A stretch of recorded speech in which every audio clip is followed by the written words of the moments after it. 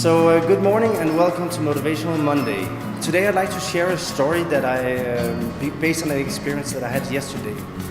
It was two young women that came in, and after talking to them for maybe 30 minutes, I realized that they have a wrong image of themselves. And unfortunately, they're not the only ones.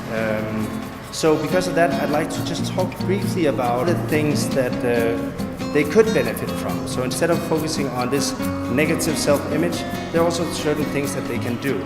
So when I spoke to them, I realized that there were 2 or 3 different areas that was very important for me to make clear to them that they needed to change their mindset around it. So here are the 3 things.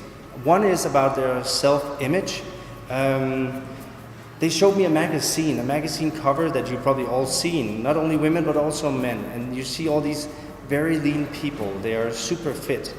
I had to make it clear to them that unfortunately, or the reality is that the people on these front covers, they do not look like that all year round.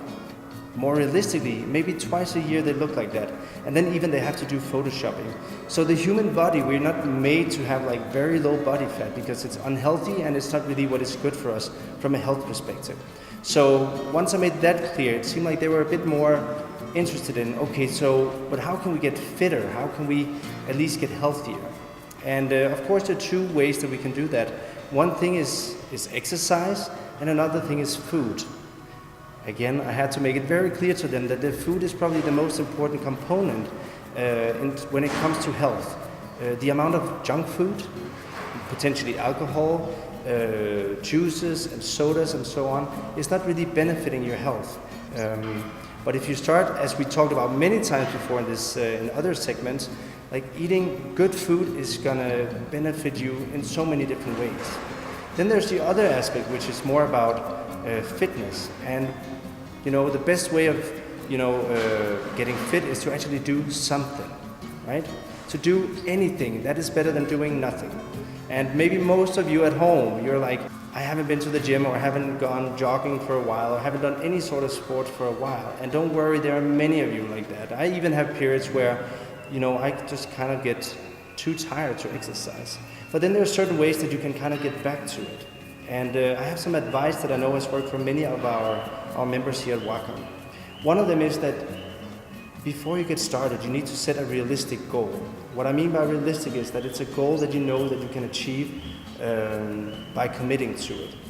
Being too unrealistic about it, it's very likely that you're going to lose your motivation because you just don't see the results, right?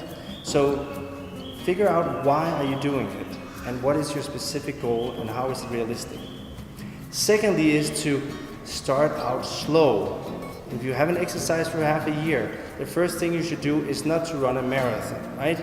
It's better for you to just get started slow. Maybe it is going for a walk with your friends, your family, or if you like running, you can do that, or coming to the gym, but don't be too ambitious in the very beginning. And those that come in with a realistic goal, who start out slowly, they just stay committed for a longer time. And the one factor I would say that is the best tip I have is find someone who can support you in your journey.